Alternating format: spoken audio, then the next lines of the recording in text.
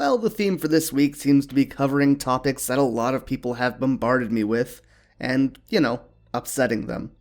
I wasn't really planning to do this, as much as I wanted to have a video that I could point you guys towards to explain my thoughts, instead of writing an essay in the comments every second post. So today, I'm tackling the most common concern and question I receive. Why don't the kids seem to care about finding their parents? If you like Inuyasha and Yashahime content, remember to leave a like and subscribe to the channel for more of it. We are closing in on 20k, so it would mean a ton to me if you showed your support. You can, of course, also support the channel on Patreon through the link in the description. It's a new month, so a big thank you to our newest November patrons, Ikerochu, IDK Sensei, Pear Bear, Mariana, Megan Catherine, Brunette Thrasher, and Luna. Finally, consider following me on Twitter and Instagram at AxelBeats for more updates. Hey, a message from Editing Axel here. So I just recently learned that my flight home is going to be astronomically expensive, and my visa is running out fairly soon. So I want to maybe do some kind of fundraising stream on Sundays, maybe. I'm not sure exactly what I'm going to be doing with them, but follow me on Twitter and Instagram. I'm going to try and set up a stream maybe every Sunday for the rest of December. If you can't donate, obviously that's totally okay, not a big deal. You can come just chill and hang out, I would love to have you there. But anyone who wants to help out, it would be really, really cool of you. So back to the video. Thank you.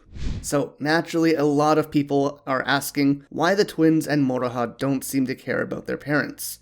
I've made it pretty clear in past videos that I just don't really care personally about this all that much. But I totally understand why people might. They were attached to these characters when they watched through the series for the first time, so they're wondering what happened to them now. They seem like stories without endings. That said, I think in a lot of these cases, people are taking that feeling and maybe they're projecting their own investment in the series and in seeing the original cast onto the trio. Because the viewer wants to see these characters, they expect the characters in the show to show the same emotion and feelings towards the topic. And for those of you saying, but it doesn't make sense for their character to not want to see them, well, I mean, it kinda does.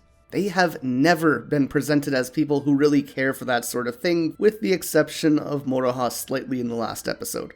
Regardless though, let's take a look at each girl's stories so far for some insight. When it comes to the twins, they were taken from Kaede's village and brought to a forest when they were infants, soon after that being separated, with Towa being sent to the future, and in Towa's case specifically, she's found by Sota and adopted into his family. Now she's in the past, however she's planning to leave once she solves the mystery of Setsuna's dream.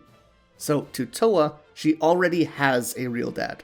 Sure, they might not be related by blood, but as someone who's more a supporter of found family than blood family, I can totally empathize with this. Although now I might be the one projecting. While Towa might not have been super happy all the time in the future, it's clear how much she loves Sota and the rest of her family. She always knew she wasn't the blood-related daughter, but that never really changed anything to her. She never really even had an interest in who her father was, only caring about what happened to her sister. And even if we look at the real world, it isn't all that uncommon for adopted children to not have an interest in meeting their parents until they're in their late teens or adulthood, if at all. Many adopted children are just happy with their adopted family or are afraid of what meeting their parents might be like or what it might mean for them. The real world isn't really like a Hallmark movie. Sometimes people are just content with where they are. My best friend growing up was exactly like this. She was adopted and just had no interest in meeting her biological parents. In Setsuna's case, she was on her own most of her life. However, she was powerful enough to support herself,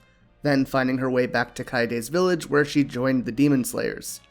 As someone who has always been on their own and been self-sufficient, it doesn't really matter to her who her father is. She was always independent, and she doesn't see that as something that's going to change going forward, even being incredibly slow to accept and become comfortable with her sister Towa and her cousin Moroha. Yes, she's taking steps, but it clearly isn't natural or easy for her to have someone in her life in this way. No part of Setsuna's character has ever pointed towards an interest in meeting Sesshomaru or really wanting to be around other people in general. She is completely independent and self-sufficient.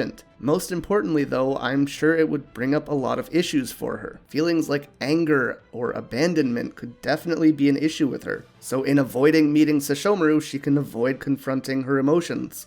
Which, I don't know if you've noticed, but Setsuna is not super in touch with her emotions. Finally, we have Moroha. This is probably the one I would most likely understand to want to meet her parents, especially after the scene where she opened up in episode 9.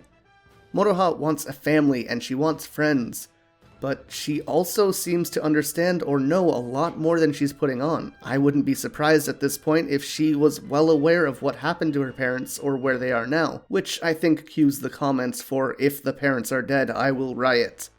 Relax. She could also just be having Jubei look for them and has to wait for the answer. Regardless, she seems to be in a situation where she isn't able to see them now, and understands and accepts this. If they actively start making big steps towards finding and meeting their parents, I'd imagine that Moroha would be the one leading this movement, and the fact that she isn't leads me to believe that there's something stopping her. And while she was happy to open up to Takachio, she hasn't really opened up to her cousins in this way. So if it's a personal matter like this, maybe she wants to keep it to herself. A big theme with both her and Setsuna is not wanting to be a burden on others. And yes, Trikyo mentioned the situation with Sesshomaru and Kirinmaru, so as long as they keep getting hired to take on the 4 perils, they will likely come in contact with these two anyways. So again, I'm thinking around episode 13 or 14, the kids will get their first real look at Sesshomaru, and that might lead to a more direct effort to solve that mystery. But to summarize, Towa has a family and isn't interested in her parents. Setsuna never had one and expects to be independent and isolated, and Moroha knows enough about the current situation to know that she can't make a move right now. But that's just my perspective on it as it stands. It just doesn't make sense to me right now for them to leave their own goals in search of their parents.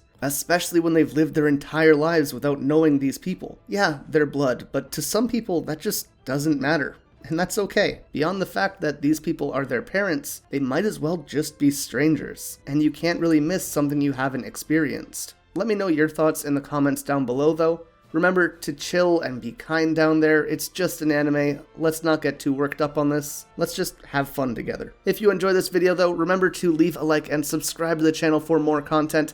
As always, a big thank you to our November patrons, the Dai Yokai Miasma, and our newest Dai Yokai Ikerochu, our Yokai Lucifina Akuma, and our Hanyo Jasmine Morales, Michael Greco, Negakitty, Simon Electric, Anthony Hogan, Brunette Thrasher, and Randy Moseyman. Thank you all so much for watching, and until next time, remember to stay excellent.